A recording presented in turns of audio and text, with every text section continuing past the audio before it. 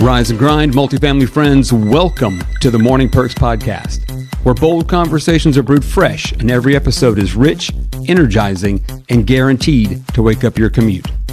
Just like your favorite cup of coffee, we keep it smooth, strong, and full of flavor, serving up insights you'll want to sip on long after the last drop.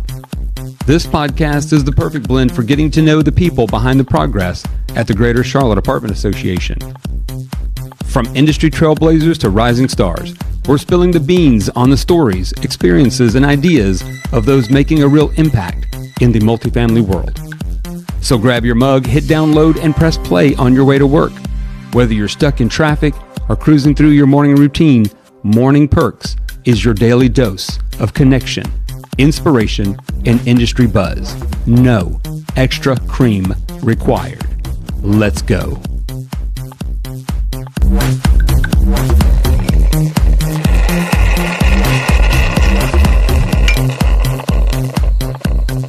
Good morning and welcome to the Morning Perks Podcast. I'm your podcast host, Bill Clements. In the studio, Misty Haskins.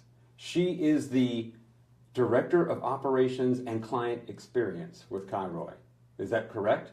That is correct. I got it right? You got it right. And Jacob Bennett. Jacob Bennett is a General Manager for Bozzuto. That's right. I got that right? You did. It's perfect. Let me brag on both of you for just a second. I'll start with Misty, if that's all right with you. Ladies first. Leadership Lyceum grad for the GCAA. Leadership Lyceum grad for the NAA. GCAA board member. GCAA Education Foundation vice chair and board member. You didn't think I knew all this. Like, I'm not reading it. Look, it's right here. I'm not reading. You got other? What other credentials Just a you few. got? You got your CAM? Just a few. Yep, I have my CAM. I have my CAPS. Wow. I That's did good. do AANC Leadership Lyceum. Yes, you did. And was the MHN Rising Star selection for 2025. So that was See. exciting. No matter how many awards I know about her, there's more. But you have a couple. Just a few. GCAA Leadership Lyceum currently, Yes. right? 2020 on the rise, AANC and NAA. Yes. Property Manager of the Year for Bravo for 2025. That's right. It's pretty good, right? Yeah, I'll take it. So what you can tell the listeners is that I did my homework because I didn't read any of that, although I wrote it down. Tell them. Go ahead.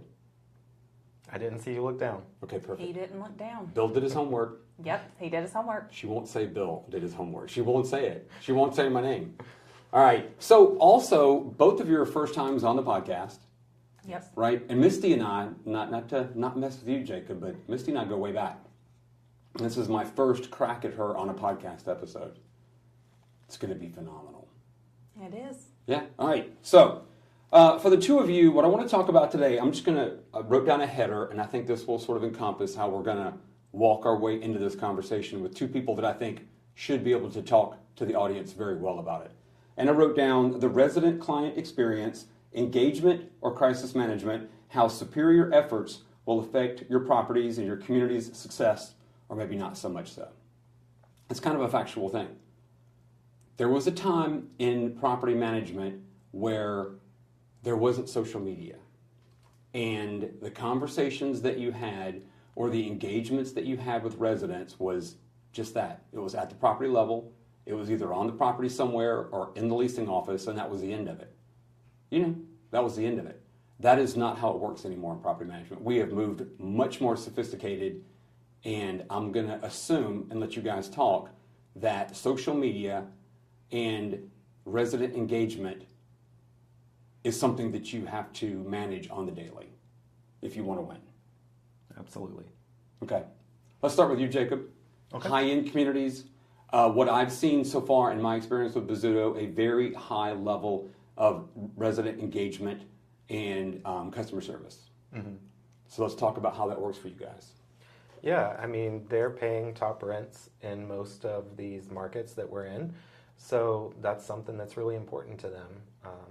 Whether it's a great experience or not so great experience, they're taking to online platforms to share that experience with all of your future residents as well. And so it's not enough, really, just to use your efforts to stave off negative I mean, you're using your efforts to sort of engage and create a better experience, to Right. create more value at the end of the day. Exactly. What about you? I mean, I feel like, Misty, I feel like you're experienced in superior customer service, but I also feel like you're experienced in crisis management and how to manage the tool, to get the job done. Yeah, yeah. I would say that the demands now from the resident experience are more difficult than they've ever been. I think just the state of the world in general has Sure. things on a more heightened level, and people process emotions a lot quicker, and they don't process emotions as quick too. So what people do is that they go straight to social media because they know that they're going to get some traction there. TikTok, if you TikTok any of the communities in Charlotte, there's always going to be something there. Right. I think, like Jacob said, really where we try to add value is creating that resident experience that people want to speak on, that's positive, and creating segues to try to bridge the negative experiences before they go public. A lot of our organizations, we use internal surveys or we use a net promoter score to try to gauge what could be considered negative before it actually hits Google, before it hits Facebook, so that we can rectify the situation. And I know it's been very helpful for Kairo. It was very helpful for RKW, our client, whenever we rolled it out. I'm sure Bozzuto has the same process in place. And the goal is to really prevent those type of outbursts before they get out of control. If you look at reviews, a positive review might have 1 like on Google, but a negative one will have 40 likes and comments, and then extra people who are hopping in to share their experience. So it works in two ways. You can use the tool to reach prospects, right? So you can use resident engagement and referrals and recommendations and reviews to your benefit.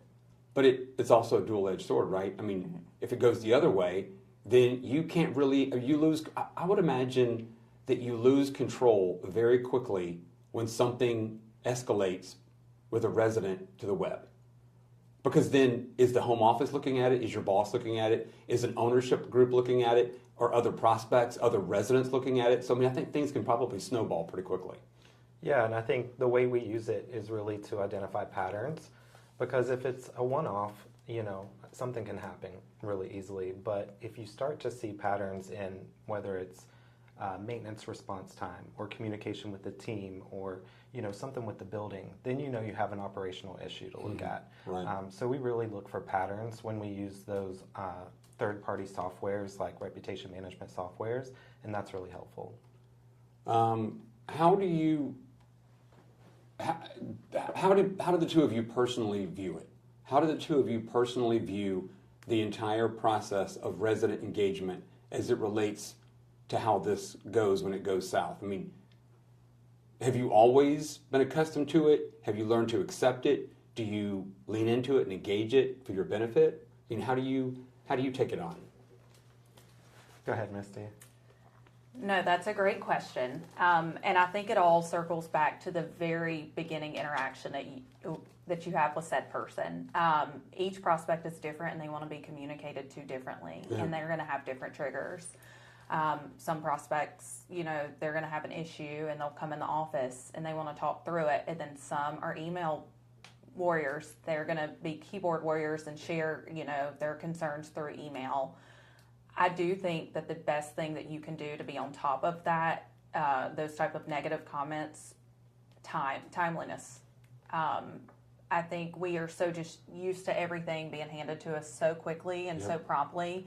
We can get online and post a review in 5 seconds. Sure. So if you have an issue, even if you don't know how to address it, they want recognition. Right. And they want to know that you know what the issue is. So even at my level, when I get involved with, those type of concerns, I always acknowledge the concern in the first 2 sentences.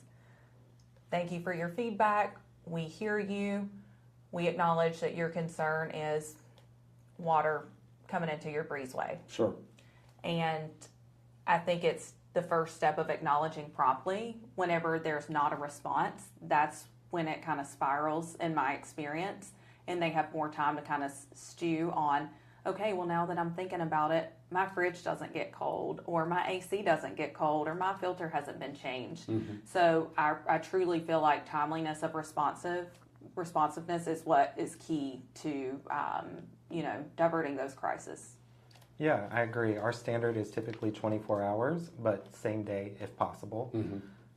And not just the timeliness, but also the tone in which you reply. It's really important, as Misty said, to acknowledge right away what the issue is. But I always tell my teams, acknowledge publicly, but then resolve it privately. Pull it offline after you acknowledge the review. Give them a call and see, how can I earn back those 5 stars? How can I get this to be a better review from you? And if you're able to resolve it privately and then make sure the issue's fixed and then follow up, a lot of times I've found in that follow-up, the person is willing to either pull the review down completely or update it. So, rather than have that battle online and fight against whether or not the review is valid, you can do that privately. Additionally, for the two of you as leaders, so you're trying to manage the corporate expectation and belief of how this is supposed to go. In the middle is the resident and what they want and need and expect and demand. And then you also have on-site teams, at various levels that may or may not feel the same way about how that process works. Like, how do you manage that from the middle?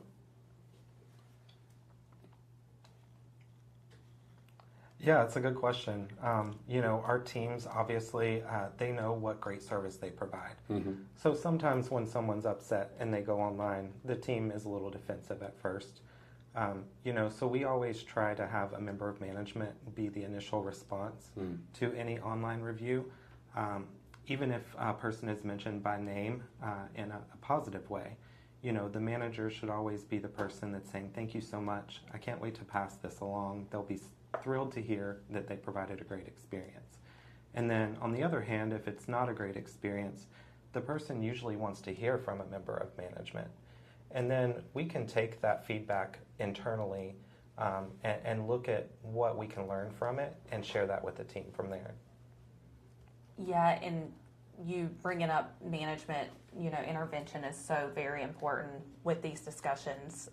Kairo, we have a rule of thumb that if it's a 3-star or less review, that the regional manager must get involved and must reach out to make that contact. So I think we are hiring not only leasing professionals, but they carry a lot of weight. They're customer service professionals. They are an extension of our organization. And it comes down to hiring the right people and giving them the training that they need to be able to handle those situations before they escalate, and also be able to handle that conflict. Unfortunately, our leasing teams are the ones they're usually the first line of defense when an upset resident does walk in the door. And so, we offer training so that they know how to handle an upset resident, so that they know how to de-escalate a situation. And all of that is centered around our values as an organization. It goes without saying, everybody in this room understands it, but I want people listening to understand that we understand it, which is it's very complicated at the site level on the daily. So just to make up a number, let's say you have 300 doors, you have 300 homes in your community. That's at least 300, if not double that, 600 potential voices in your ear that day, wanting your attention. Generally, it's not the way it goes, but there's any number of folks that have a need, have a concern, have a problem. They're going to come in for an interaction. There's vendors that come and go on the property. There's ownership expectations. There's boss expectations. There's a lot of stuff. There's a lot of balls to juggle. And I don't think I know anyone that wants to have a negative engagement with a resident. Certainly, that's not what you're there for. And it probably stings a little bit when you work as hard as you do at the site level and an ugly review comes through, because then you feel like you're under attack, and your bosses are looking at it, your boss's bosses are looking at it, and so there's that heat, and it's easy to get defensive. So it's hard. Mm-hmm. Yeah, it does sting, but it's always an opportunity to learn and improve as well. And again, if you start to see patterns, there's definitely some work to do there. But yeah, it can sting a little bit. But a lot of times, at least at our communities, there's enough of the positive, and that's important to celebrate as well. So making sure you remind your teams why we do what we do every day. This is why we show up. Look at this list of fabulous experiences that you've offered to the residents. And every time you have a good moment with someone, that's an opportunity to ask, hey, would you please share that? So more people can see what great experience I provide to my residents. Well, we came in here, with this topic in mind. Do either of you have ideas or thoughts or experiences that you want to share where things went exceptionally well, or ways that you utilize the tools to your advantage in the day-to-day? Yeah, I would say, we, with Kairo, we aim to create moments that are centered around a hospitality-based service. I know we have a director of hospitality, and a lot of organizations are starting to create a hospitality arm. And so we look at every interaction as a chance to wow someone. Sure. And that interaction really does start at the first contact with your prospect, whether it's calling them to schedule a tour, whenever they walk in the door, are you standing up, are you greeting them? I want to shout out one of our teams at Five Line. The maintenance supervisor was at the property while the team was at an off-site retreat, and assisted the prospect that was a walk-in, and actually showed him the amenities in the model unit. That's fantastic. Yeah, and his name is Eric, so if anybody knows Eric, give him a great pat on the back. Good job, Good Eric. job, Eric. But how many team members do you know that have that knowledge, that are willing to step in and say, you know what, they're not here right now, they're doing an off-site retreat, but let me go to the website and show you what we have available, and let me tell you about our amenities. And so that person leased, and it's been a while since I've been in a situation where maintenance guys had to step in to kind of assist in that situation. But those are the type of experiences that future renters will go online and look at Google, and they'll instantly say, you know what, they have a maintenance team that's on point. Oh yeah. Yeah, the online reviews, they're not perfect. It's usually people who have had a great experience or a very negative one, but it is what shows online, so it's important to pay attention to that. And we're smart when we go, to look at reviews of a restaurant. You'll see a few negative ones, but you pay more attention to what's positive and the amount of positive reviews there are. You can usually tell by reading through some of those experiences if it was a one-off, or maybe the person writing the review was just having a rough day. And then for me, I always look at how the organization responds to the review as well. So I think that it's really important for us to keep that in mind, that even if we have a few not so great experiences, that people are knowledgeable and they know what to look for in those. Well, I'm going to assume that you two are going to school me, but I'm older than the two of you. I think that's not a surprise to anybody. And I'll do it a little bit for restaurants, I guess. Still not a lot. But are reviews that big of a deal now for communities? I mean, younger people use reviews for everything, don't they? I would say yes. And there's a few different reasons why. Not only do future renters look at those reviews to see, how the property operates or how the team operates. But there are so many metrics that our communities are being rated on. The Aura Power rankings, the reputation rankings, Satisfax rankings, apartment ratings. And so there are so many, reputable, recognitions that you can get for having the highest number of reviews with the most consistency and, the most sentiment. And so, it's a two-pronged approach. Not only does it, affect your future prospects that are actually looking and showing interest, but it also does affect, how you represent within your organization. I believe, Jacob, you have a reputation award, right? I do, Yeah. yes. Yeah, so we have the over 900.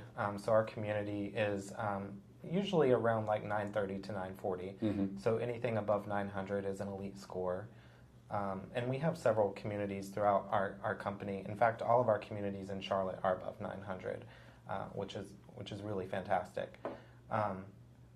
But yeah, that's something that you can celebrate with your team, but also, as Misty said, renters are looking for that. You know, when you can pop that up on your website, then they know that they're going to have a good experience, that their home, what's their sanctuary that they come home to every day, that you actually care. Your maintenance team cares about everything working in that apartment. The team cares about how you greet them every day, and management cares if you have any concerns.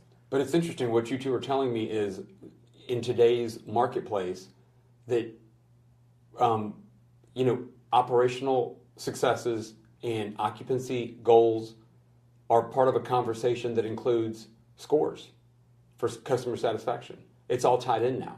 Absolutely. It's all part of a discussion to be successful. Wow.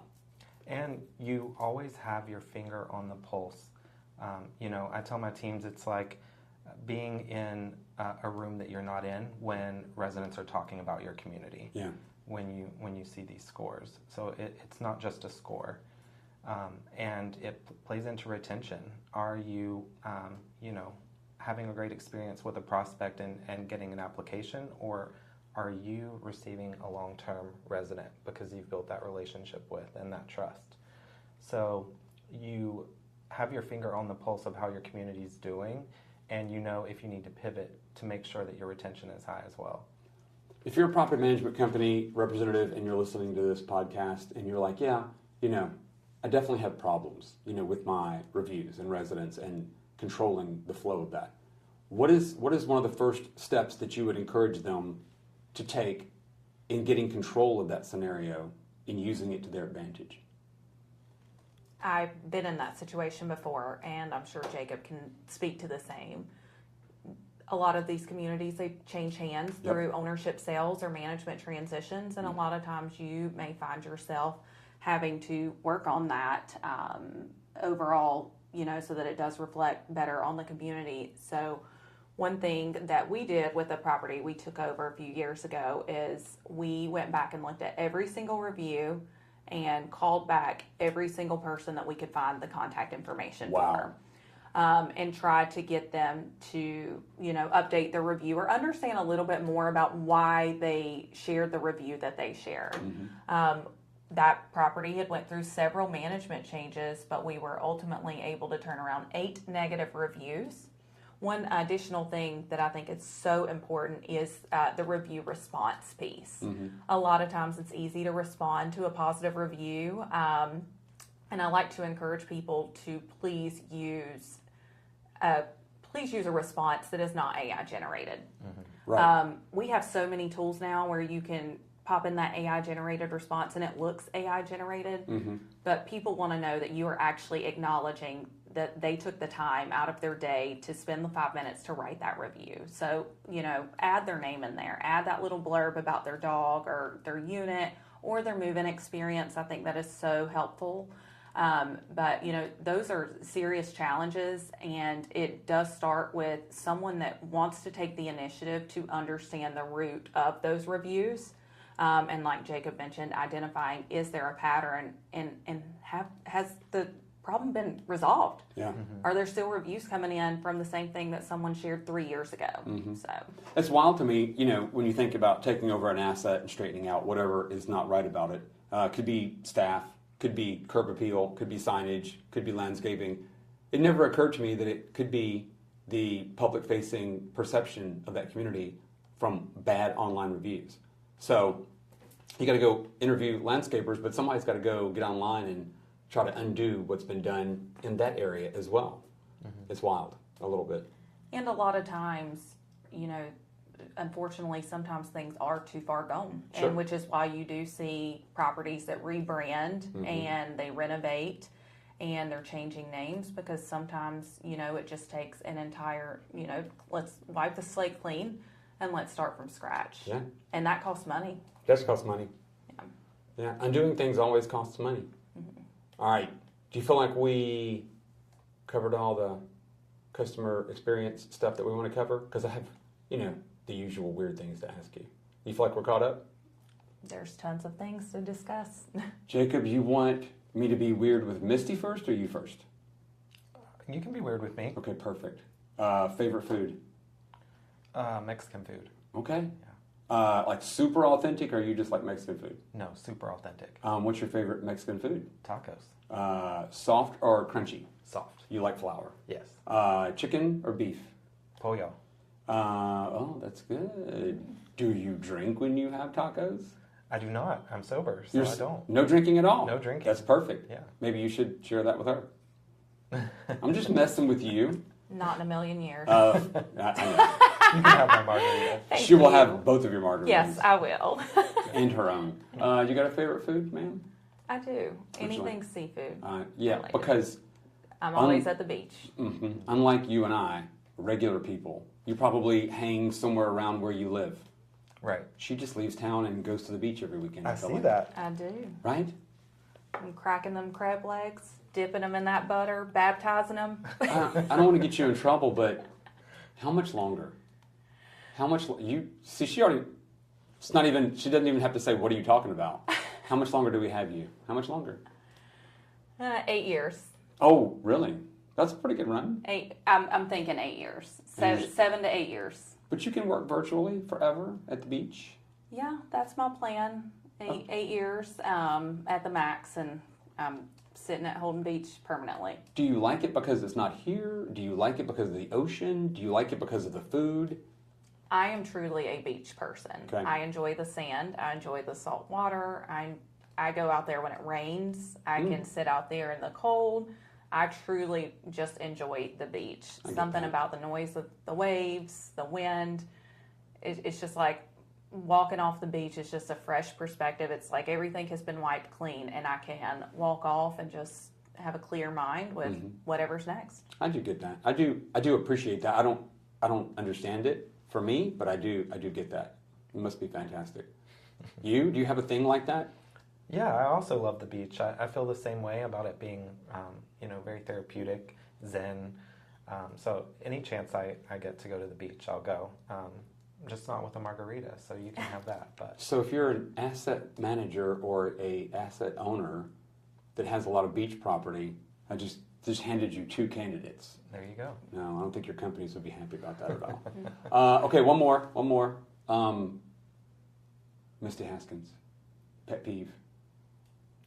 Pet peeve. Like, what do you hate in life? What do I hate in life? Can't say me. I am somebody that is really respectful of time, and so like last minute canceled meetings or changes that are not communicated, that really bothers me because I'm a very structured person. I wake up every morning and I already know my agenda from the night before, and I know things happen, but sometimes people just truly don't have a respect of other people's time. I totally and agree. That drives me nuts. Me too. Totally agree. Jacob, what you got? Yeah, that's a good one. I like to execute. If I say I'm going to do something, I will do it.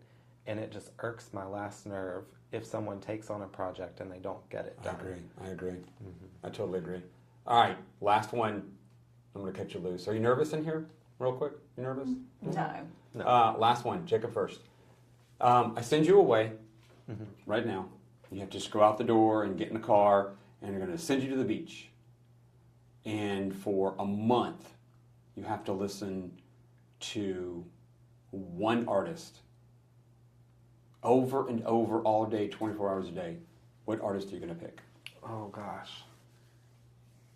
I could probably do Taylor Swift, actually. 24/7, Yeah, a month. 24/7, because there's so many different albums and different life experiences and moods. So, yeah, I think I could do Taylor. Are you going to, since you have a whole month, are you going to expand and listen to original Taylor and Taylor's versions, or are you just going to all Taylor's versions only?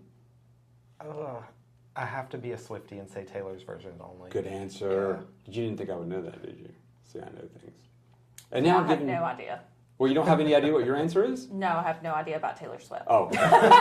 So, just super fast, Taylor Swift did all of her music, got shafted by her management company, and then she re-recorded all of her songs, same but slightly different. They're named the same, but fans know they're her versions, and then now they won't buy the originals. See what I'm saying? You gotta fight the man. You gotta fight the man. You gotta fight the man. All right, I gave you extra time to come up with your artist. Oh. You weren't even. What were you? Okay. Jacob and I were talking about Taylor Swift and a 30-day, music plan. What were you doing in your head? I mean, I was thinking in my head. Okay. All right. But you're talking to somebody that just listens to everything and I just know. loves I know. music. That's why this would be harder So for it's you. really, it is really hard. One artist. It just depends on the mood. It's You so can't- tough. Nope. You got to take one artist. Good mood, bad mood, beach mood. Somebody's bugging you, dog barking mood. You got to take one artist. Who you taking?